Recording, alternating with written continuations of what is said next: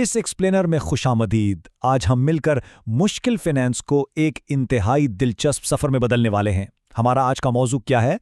Financial time travel, यानी वक्त गुजरने के साथ पैसों की कीमत और ताकत कैसे बदलती है। आज हम इसके राज बेनकाब करेंगे।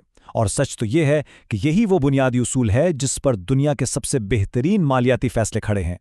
चलें जल्दी से आज के रोड मैप पर नजर डालते हैं। पहले हम टाइम वैल्यू ऑफ मनी की बिल्कुल बुनियादी बातों से शुरुआत करेंगे। उसके बाद हम पैसे को मुस्तकबिल में भेजेंगे, यानी कंपाउंडिंग का जादू देखेंगे। फिर डिस्काउंटिंग के जरिए उसे वापस आज के दौर में खींच लाएंगे और आखिर में एन्युटीज यानी मुस्तकिल कैश फ्लो की बात करेंगे। तो शुरुआत करते हैं अपनी बुनियाद से, यानी टाइम वैल्यू ऑफ मनी। ये वो मोड़ है जहां हर सरमायाकारी करने वाले को कभी ना कभी रुककर सोचना पड़ता है। जरा एक क्लासिक मुअम्मा सोचें। फर्ज करें आज $15,000 इन्वेस्ट करने पर अगले 5 सालों के दौरान कुल $17,000 वापस मिल रहे हैं। बज़ाहिर तो मुनाफा नजर आ रहे हैं ना, बस 15 दिए और 17 मिल गए। लेकिन क्या ये वाकई कोई ज़बरदस्त फैसला है? असल मसला ये है कि आज का पैसा और कल का पैसा बिल्कुल बराबर नहीं होते। वक्त इन मुनाफा की कीमत को बदल कर रख देता है। अगर पैसों के इस बहाव को वक्त के एक पैमाने पर बिछाकर देखा जाए तो तस्वीर बिल्कुल साफ हो जाती है। मैनेजर्स महज इन नंबर्स को अंधाधुंध जमा नहीं कर सकते। बिल्कुल दुरुस्त फैसला करने के लिए हमें इन तमाम पैसों को वक्त के किसी एक मुकाम पर खड़ा करके नापना पड़ता है। शुरुआती रकम साल 0 पर होती है, जबकि मुनाफा आने वाले सालों में बिखरा होता है, और इन सब को एक ही लेवल पर लाना बेहद जरूरी है। और बस यहीं से हमारा असल फाइनेंशियल टाइम ट्रैवल शुरू होता है। होता कुछ यूं है कि कंपाउंडिंग हमारे पैसों को धक्का लगा के मुस्तकबिल की तरफ ले जाती है, जबकि डिस्काउंटिंग का अमल मुस्तकबिल में मिलने वाले मुनाफे को खींचकर वापस आज की वैल्यू यानी मौजूदा कीमत में ले आता है। ये 2 रास्ते हैं जिनसे पैसे की असल ताकत का अंदाजा लगाया जाता है। आगे बढ़ते हैं अपने दूसरे हिस्से की तरफ, फ्यूचर वैल्यू यानी कंपाउंडिंग इंटरेस्ट। चले देखते हैं कि पैसे को आगे की तरफ ले जाना वक्त के साथ वाकई दौलत को कैसे कई गुना बढ़ा देता है। तो इस पूरे गेम का हीरो है कंपाउंड इंटरेस्ट। इसका सीधा सा मतलब यह है कि सूद सिर्फ उस रकम पर नहीं मिलेगा जो शुरू में लगाई गई थी, बल्कि पिछले अदवार में जो सूद जमा हुआ था अब उस सूद पर भी मजीद सूद मिलेगा। यह बिल्कुल एक स्नोबॉल की तरह है जो बर्फ के पहाड़ से नीचे गिरते हुए मुसलसल बड़ा और ताकतवर होता चला जाता है। इसे एक बिल्कुल आम सी मिसाल से समझते हैं। मान लें फ्रेड ने एक सेविंग अकाउंट में सिर्फ $100 रखे, जिस पर 8% कंपाउंड इंटरेस्ट मिल रहा है। अगर वो उसे 2 साल तक बिल्कुल भी ना छेड़े तो क्या नतीजा निकलेगा? 2 साल के इख्तिताम पर वो शुरुआती $100 बन जाएंगे $116 और 64 सेंट। अब बज़ाहिर ये बहुत छोटी रकम लग रही है, लेकिन यहाँ कंपाउंडिंग का जादू साफ काम कर रहा है। पहले साल $8 मिले, लेकिन दूसरे साल सूद के ऊपर भी सूद लगा और कुल रकम तेजी से बढ़ने लगी।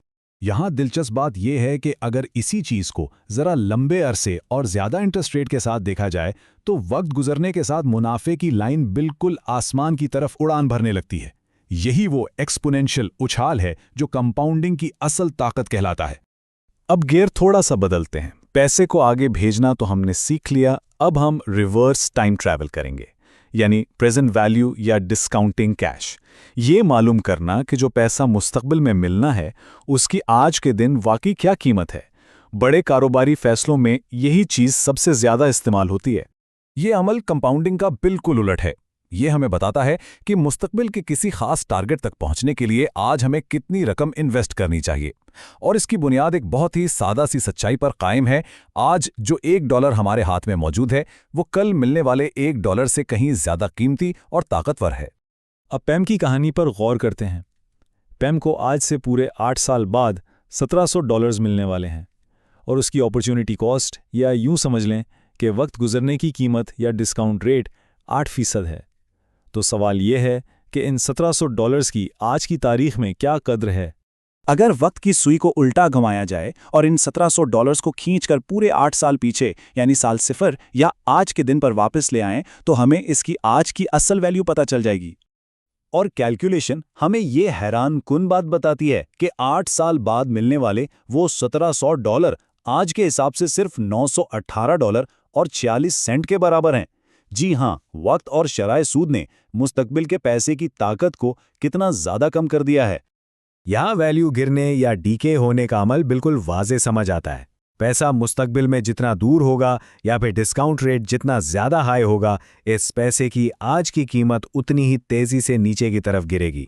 चलें अब अपने चौथे और आखिरी पड़ाव की तरफ बढ़ते हैं, एन्युइटीज, यानी जब एक बड़ी यकमुश्त रकम के बजाय बराबर और मुसलसल किस्तों का मामला हो। अमली जिंदगी की इन्वेस्टमेंट्स में ज्यादातर इसी चीज का सामना होता है। यहाँ सारा खेल ही टाइमिंग है। ऑर्डिनरी एन्युटी में पेमेंट मुद्दत के बिल्कुल आखिर में होती है, जबकि एन्युटी ड्यू में शुरू में, और ज़रा सी टाइमिंग बदलने से पूरा का पूरा माली नतीजा बदल जाता है, क्योंकि किस्त को शुरू में लाने से उस पैसे को काम पर लगने और सूद कमाने के लिए एक इजाफी वक्त मिल जाता है। फरहैन की मिसाल ले लें, इसके पास 5 साला $1000 की 2 एन्युटीज का ऑप्शन है। एन्युटी ए ऑर्डिनरी है और एन्युटी बी ड्यू है। दोनों का टोटल बज़ाहिर तो $5000 ही बनता है, लेकिन इनकी टाइमिंग में जो फ़र्क है वो सारे रिजल्ट को उलट कर रख देगा। एदाद शुमार का गहराई से जायजा लें तो समझ आता है कि एन्युटी 20 साल सिफर यानी पहले ही दिन से पेमेंट शुरू कर देती है।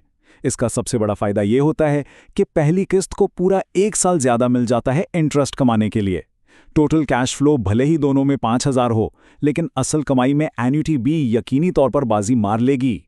तो आखिर में ये सब जानने के बाद कि आज का $1 कल के $1 से कहीं ज्यादा वैल्यू रखता है, एक बहुत अहम सवाल जहन में आता है। ये फाइनेंशियल टाइम ट्रैवल के उसूल अगली इन्वेस्टमेंट के फैसलों को कैसे बदलेंगे? जब भी कोई नया मौका सामने आए, ये जरूर सोचना चाहिए कि पैसे को कंपाउंडिंग के जरिए आगे धकेलना है या डिस्काउंटिंग के जरिए आज की वैल्यू पर खींच कर लाना है। क्योंकि याद रखें, वक्त सिर्फ गुजरता नहीं है, वो आपके पैसे की कीमत को भी बदलता है। और इस राज को जानना ही किसी भी जबरदस्त फाइनेंशियल फैसले की सबसे बड़ी कुंजी है।